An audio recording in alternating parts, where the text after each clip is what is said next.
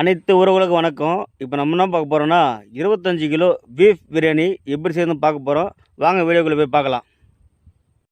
10 kilo பல்லாரி வெங்காயம் தண்ணியில் விட்டு நல்லா அலசி பொடிசாக கட் பண்ணி எடுத்துக்கலாம். நண்பர்களே, நம்ம சேனலை ஒரு சப்ஸ்கிரைப் பண்ணுங்கள், ஒரு லைக் பண்ணுங்கள், கொஞ்சம் சப்போர்ட் பண்ணுங்கள் நண்பர்களே. அதே அளவு தக்காளி ஒரு 10 கிலோ நல்லா தண்ணியில் விட்டு அலசி பொடிசாக கட் பண்ணி எடுத்துக்கலாம்.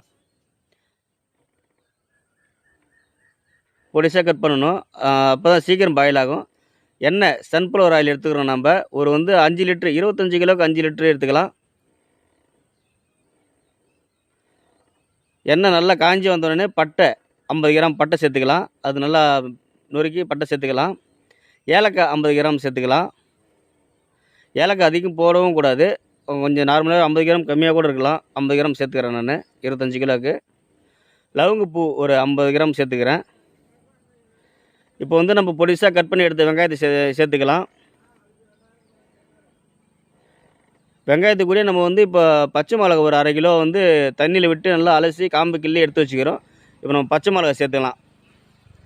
ஒரு அரை கிலோ பச்சை மிளகா, அதிகம் சேர்க்கக்கூடாது, அரை கிலோ போதுமானது. அதே ரொம்ப காரம் கொடுக்குங்க.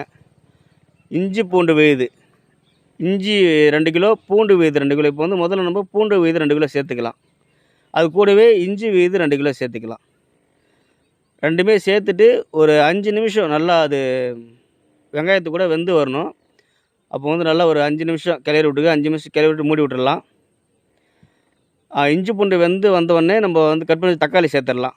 தக்காளி சேர்த்த உடனே தக்காளி பாயில் ஆன உடனே நம்ம தண்ணி விட்டு அலசி எடுத்து வச்ச கறியை இப்போ நம்ம 18 கிலோ சேர்க்குறோம். கறி சேர்த்துடலாம். கறி சேர்த்துட்டு உடனே நம்ம கறி நல்லா வெந்துட்டு பிறகு ஒரு அரை மணி நேரம் கழிந்து மசாலா நம்ம எடுத்து கட் பண்ணி வச்சுக்கிற மசாலாவை சேர்த்துக்கலாம். மட்டன் மசாலா, பிரியாணி மசாலா, மல்லித்தூள், தனி மிளகாய்த்தூள், இதெல்லாம் நம்ம அந்த பீஃபில் சேர்த்துடலாம்.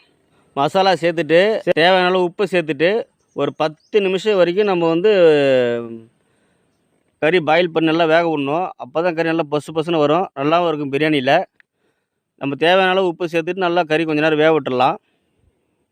நம்மளே கறி நல்லா பாருங்கள், நல்லா பாயில் ஆகிடுச்சு. இப்போ நம்ம தேவையான அளவு தண்ணி சேர்த்துக்கலாம்.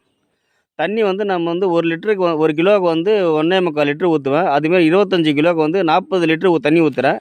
தண்ணி சேர்த்துட்டு தண்ணி நல்லா கொதி விட்டணும். தண்ணி நல்லா கொதிக்க விட்டுட்டு நம்ம அடுத்து ஊற வச்சுருக்கோம். நம்ம ஒரு 1 ஹவருக்கு முன்னாடி அரிசி ஊற வச்சாச்சு.